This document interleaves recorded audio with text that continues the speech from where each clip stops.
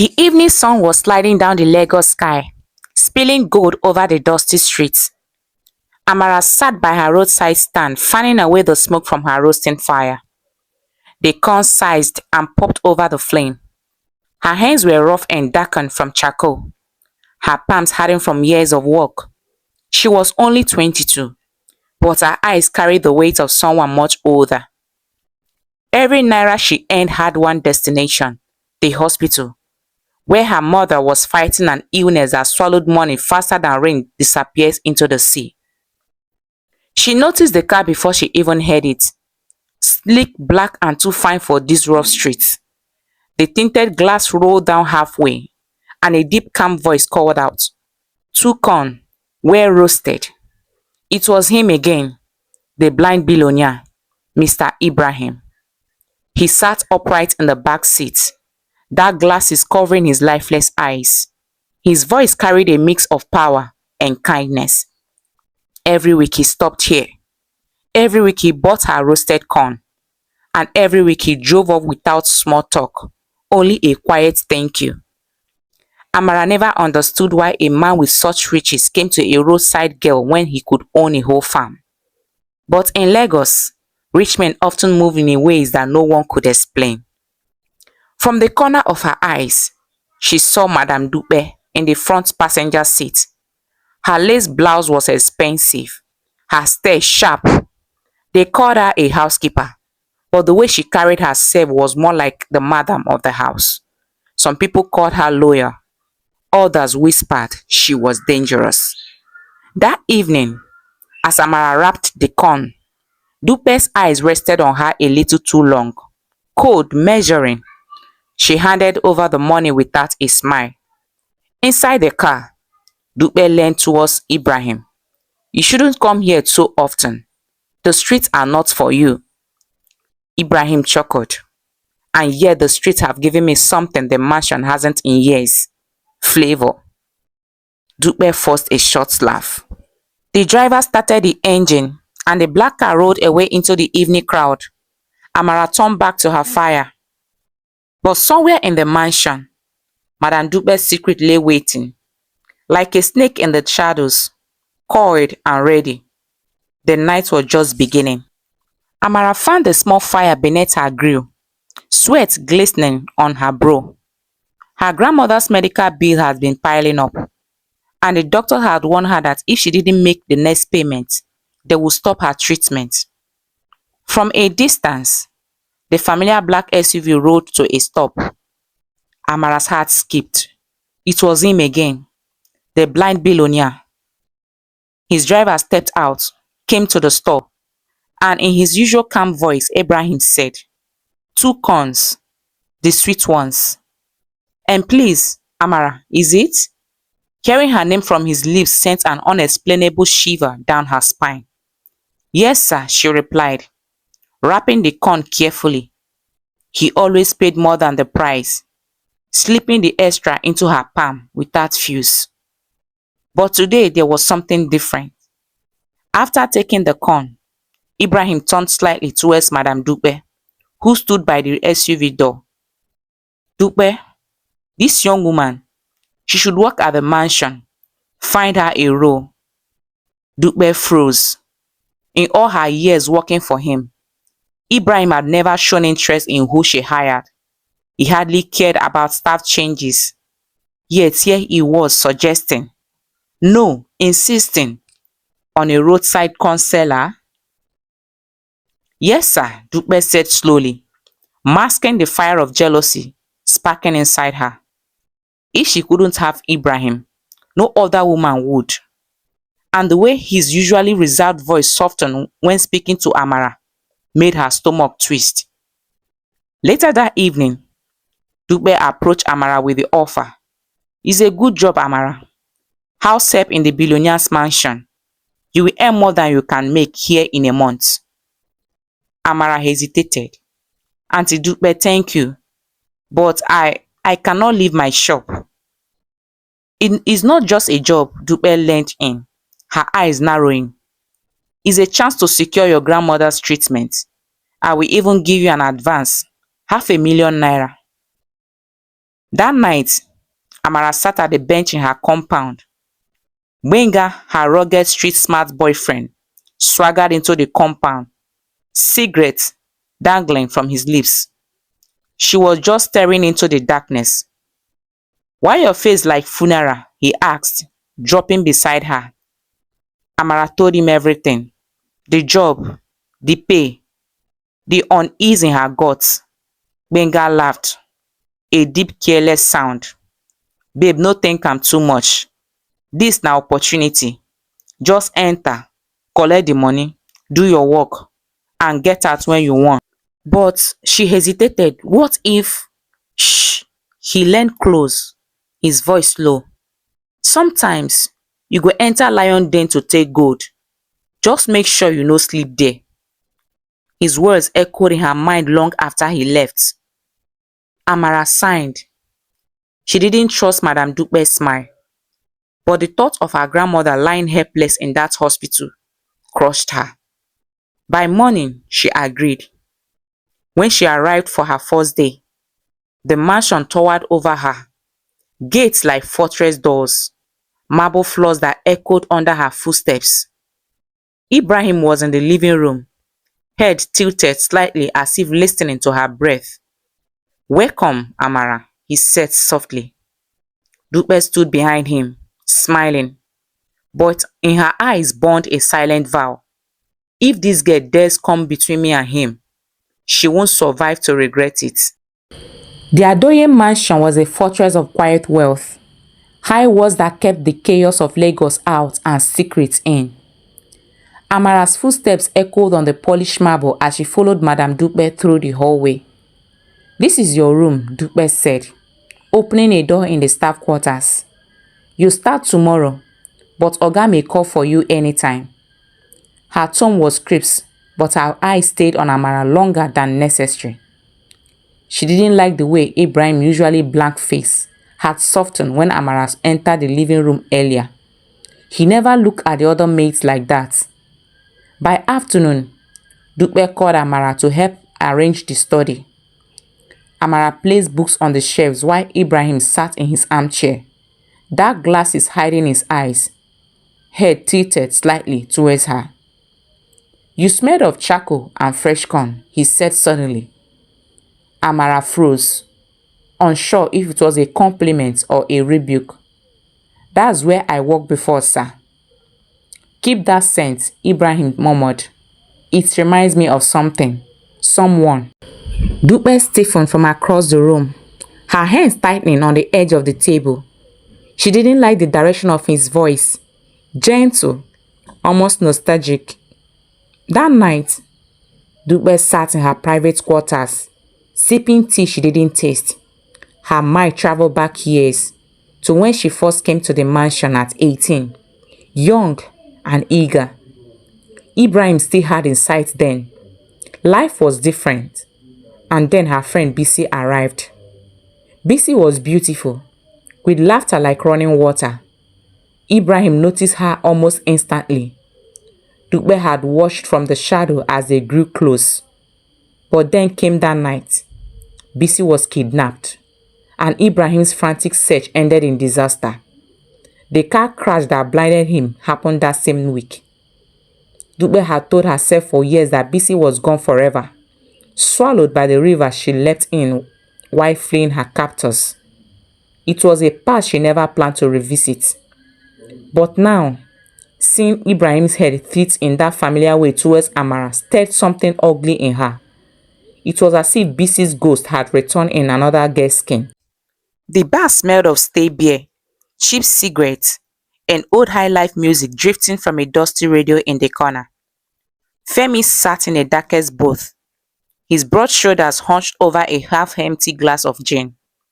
His sharp eyes flickered towards the door as Madam Dupe walked in. Silk scarf wrapped tight around her head, tension shadowing her face. She slid into the seat across from him, her perfume cutting through the smoke. Leaning forward, her voice dropped to a whisper. "Femi, I think your brother has a feeling for the new girl. And something about her." She paused, her eyes narrowing. Makes me feel like I'm seeing Bisi again. Same face, same spirit. Femi's fingers tightened around his glass. What do you mean? Dupe didn't blink. If I am right, we might have a problem. A big one. A slow, dangerous smile spread across Femi's face. Then we solve it the old way. The words hung heavy between them, pulling them both back to 22 years ago. It was raining hard that night in Agege. The zinc roof rattled under the downpour, and the smell of wet earth seeped into the small one-room apartment where Dupe sat on a wooden stool. Across from her, Femi leaned back in his chair, eyes cold, but voice smooth. Dupe, this is your chance, he said, sliding an envelope of Crips notes across the table. Work in Abraham's house, gain his trust. One day, you will be more than a housekeeper. Dupe frowned. Why me? Femi leaned forward, gin on his breath. Because you are smart, and because Ibrahim is my father's golden child, the child of the real wife. When my father died, I got nothing. My mother was just a mistress. I want to make sure Ibrahim dies with no heir, no wife. Then everything passes to me. Dupe hesitated. And if he marries? His jaw tightened. Then our plan fails. That is why you will make sure no woman lasts in his life. Dupe arrived at the mansion as a wide-eyed 18-year-old. She had never seen such wealth. At first, she followed Femi's plan, reporting everything she saw, feeding him gossip about Ibrahim's relationship. But inside, she made a new plan. If she could win the billionaire's hearts, then she wouldn't be needing Femi. She tried everything to make Ibrahim notice her, but he never looked her way. He is handsome, principled, and surprisingly reserved. He wasn't a man who chased women. When friends teased him about being afraid of love, he only said, I haven't met the right one yet. Dupe began to think maybe he wasn't interested in women at all. Then came the day that changed everything. Dupe was sweeping the grand hallway when her friend Bisi arrived for a casual visit. Dupe had invited her, thinking nothing of it. But when Ibrahim stepped out of his study, his eyes locked on Bisi. Warm, direct, and lingering. Dupe's heart dropped. Bisi and Ibrahim's affair blossomed secretly. Few months later, Bisi had been glowing that morning. She walked through Lagos streets clutching a paper bag of roasted corn and a letter she had rewritten over and over. She was ready to tell Chief Ibrahim Adoye, her secret lover, that she was carrying his child.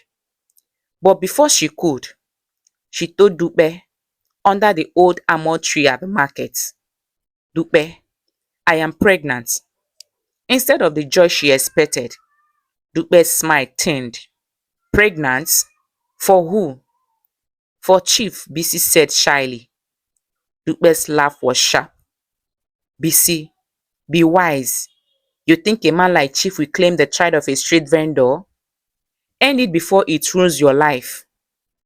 Bisi's eyes shone with tears. I love him. And this is his child. I will tell him myself.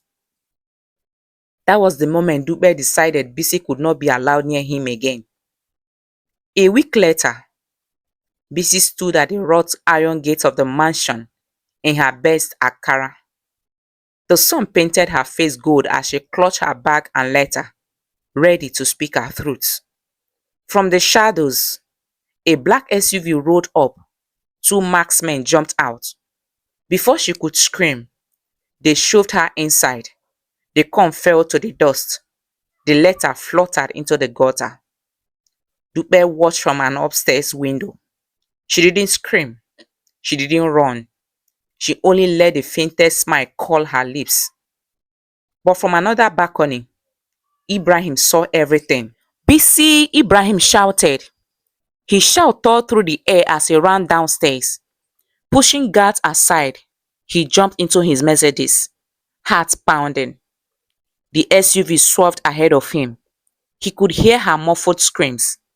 Then, a truck appeared at the intersection. The crash was deafening.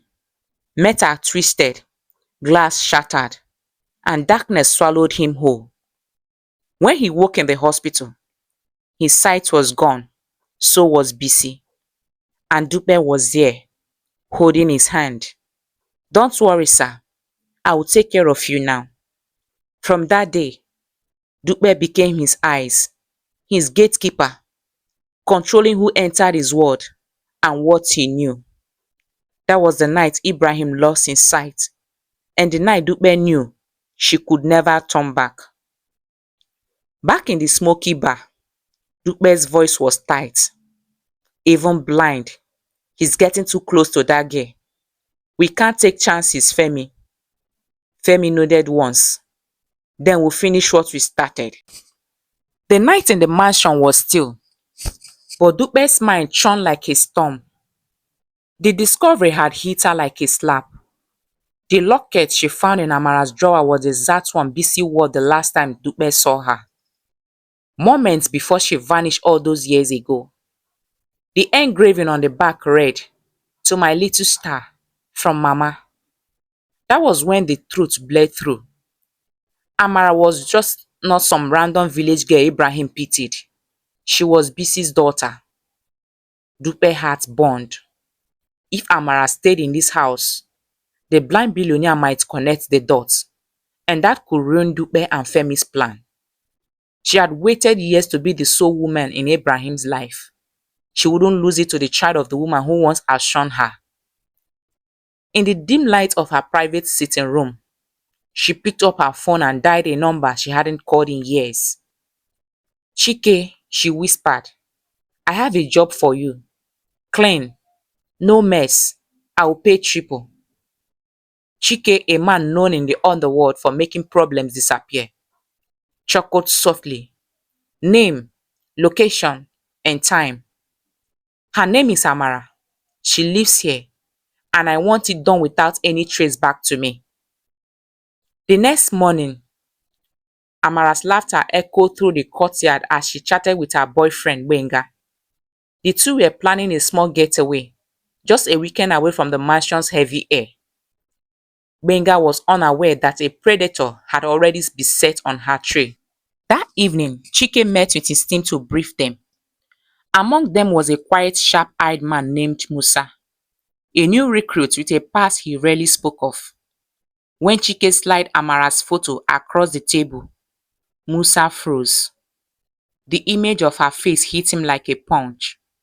Not because he knew her personally, but because she was the only woman in all the recent stories Benga had told him. Musa and Benga had grown up like brothers in the rough streets of Mushi. Musa kept his expression blank, but his mind raced.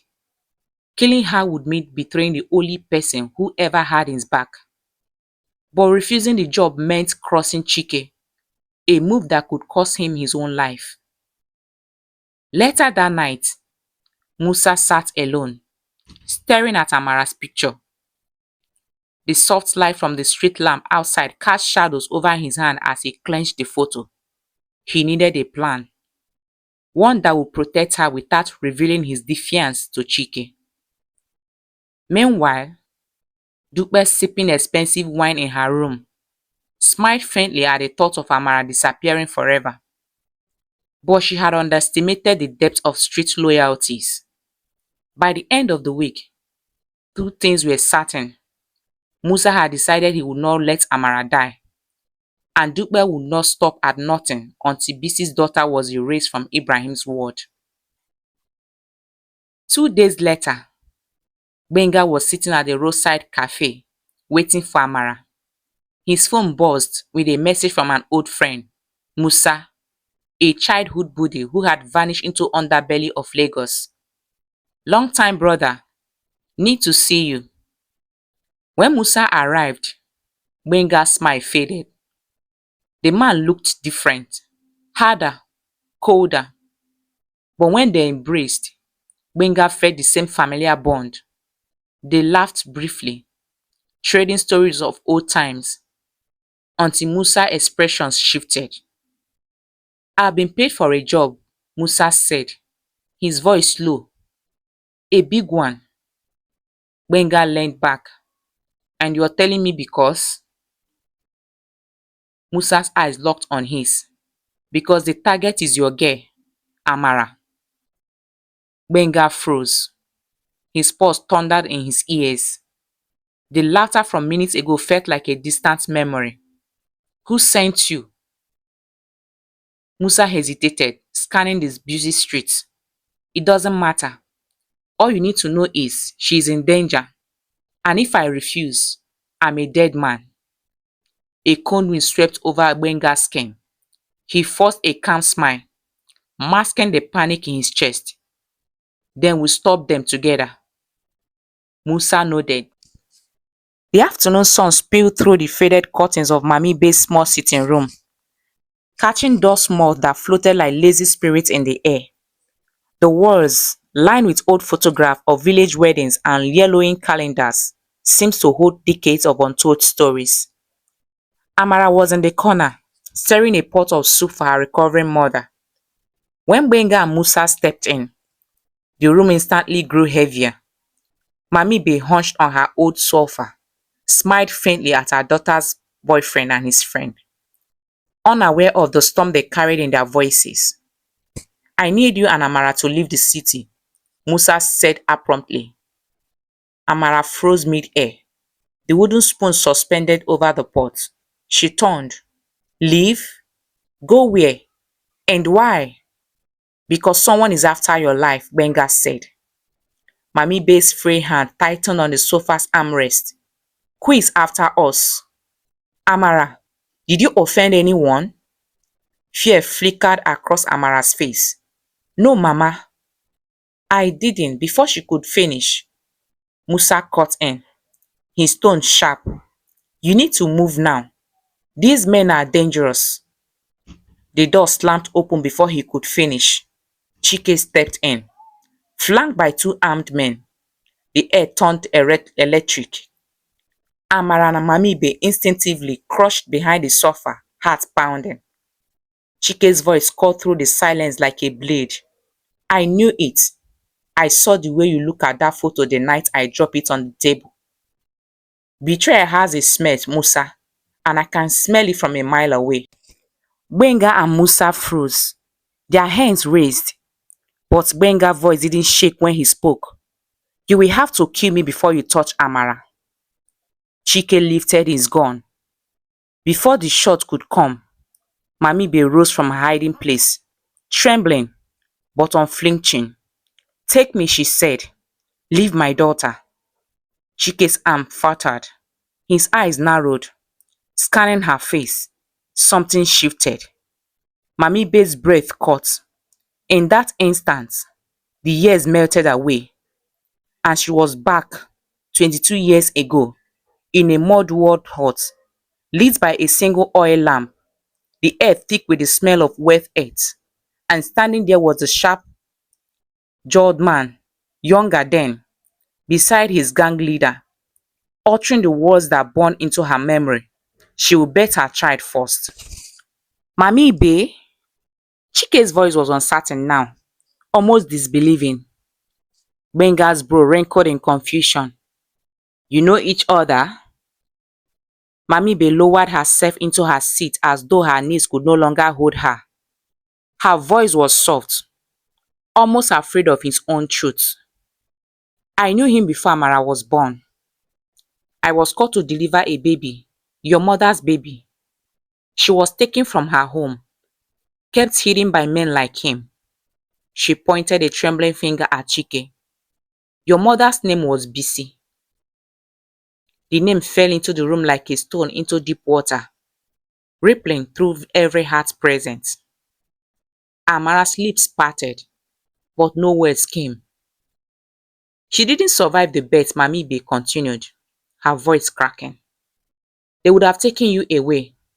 I couldn't let that happen. So I ran. I raised you as my own." Gbenga reached for her hand. But Amara stepped back, her eyes locked on Chike. Why? She demanded. Why would they want to take me? Chike sighed, the weight of old sins pulling his shoulders down. Because you were Madam Dupe's rival. Your mother, she was carrying the child of Ibrahim Adoye. Amara blinked, the name hitting her like a thunderclap. The billionaire? Chike nodded. Years ago, Dupe paid me to kidnap and kill your mother. But in my line of work, there is one rule. You don't kill a pregnant woman. I kept her hidden in a faraway village in Ogun State and told Mami Ibe to care for her until she delivered. My plan was to sell the baby and finish the job. But Mami Ibe ran away before we came back. I didn't know either of you were still alive. Mami Ibe's hand covered her mouth. All these years, she had never known the man's name, never guessed that the baby she carried through the bush under moonlight, the baby she called her own, was the heir to the most powerful family in Lagos. Chike turned slowly to Mami Ibe, his voice shaking as guilt filled his eyes. Mami Ibe, if you have told me, say, you want her, I forgive am to you with my own hands. I can never forget how you once saved my life. If I harm you, e go be like say I spit for the hand when feed me. I no go forgive myself forever. I rather stay for prison till I die than see you drop even one tear because of me. In Ibrahim's mansion, the afternoon light streamed weakly through the tall curtains of the sitting room. Ibrahim sat alone, his hands resting on the carved handle of his cane, his unseeing eyes fixed on a word only he could remember. His mind wandered back to the days before darkness claimed him, back to when he could see the sparkle on Bisi's eyes, back to the laughter they shared, the quiet walks at sunset, the plans they whispered into each other's ears. Since her disappearance, life had been hollow. Faces came and went, but none carried her warmth. Voices spoke, but none sorted like hers. No woman could make sense to his heart after Bisi vanished. He tried, God knows he tried, but their voices were wrong. Their touch was hollow, and their love never reached the depths she had touched. Many nights, sleep would betray him with the same dream. A tiny baby in his arms. He could almost feel the weight, smell the powdery scent, hear the soft cawing. But each time he woke, the emptiness pressed harder against his chest. The cruelest truth was that his dream could never come through. The night of the accident that stole his sight had stolen something else, his ability to father a child. Doctors had said the damage was permanent. In one night, he lost his vision, his pride, his future. He had learned to mask the pain with quiet strength. Yet deep inside, a part of him still sat on that hospital bed, bleeding in more ways than one. Today was no different, until he heard the sound of hurried footsteps and a heavy knock on the door. Before he could rise, the door burst open. Amara stepped in, her face pale but unflinching.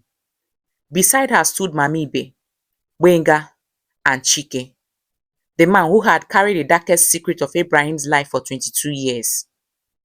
At the top of the staircase, Madam Dupe appeared.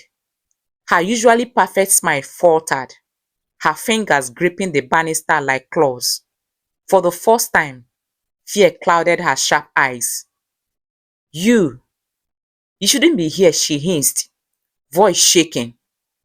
Chike stepped forward, his voice slow and gravely. I've run from this long enough. Tonight everything ends. Ibrahim tilted his head, blind eyes searching the air. Ends? Speak! Speak of what? Dupe cut in quickly, desperation leaking into her tone. Ibrahim, Don't listen to anything that he's saying. He's lying. But Chike's word tore through the room like a blade. That night, Bisi was at your gate to tell you she carried your child. Dupe knew. She begged her to end it. When Bisi refused, she called me. I was paid to take her away. The horse seemed to tremble. Ibrahim's grip on his cane whitened. Chike's voice cracked as the memory spilled out. You saw us from the balcony, shouting her name. You gave chase. And then came the crash. Metal twisted. Glass shattered. Her screams fading. That was when you lost your sight. That was when you lost her. Dupe staggered down 2 steps, voice breaking. I did it for us, Ibrahim.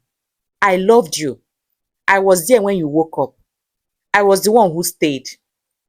Enough! Ibrahim's voice thundered, his sightless eyes burning with pain. So after all I did for you, Dupe, you took away my happiness? I fed your family when they had nothing. I paid for your father's hospital bill when he was dying. And Bisi, yes, the same Bisi you stole from me.